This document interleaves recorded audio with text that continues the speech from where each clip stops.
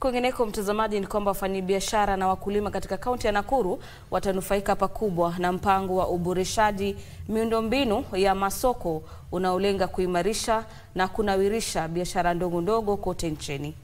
Naibu Rais Profesa Kithure Kindiki amesema masoko 400 ya kisasa yako katika daraja tofauti za ujenzi katika kaunti zote 47, ikiwa ni pamoja na masoko 19 katika kaunti ya Nakuru.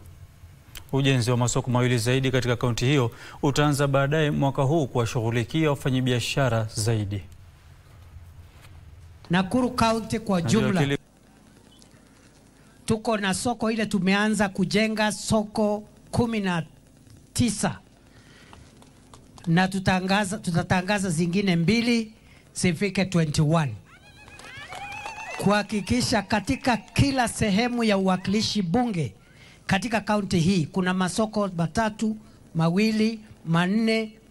Wanabiashara wetu wawe na mahali safi ya kuuza bidhaa, wanunuzi wapate mahali pazuri, na biashara yetu ikue, tuweke pesa zaidi katika mfuko ya wananchi.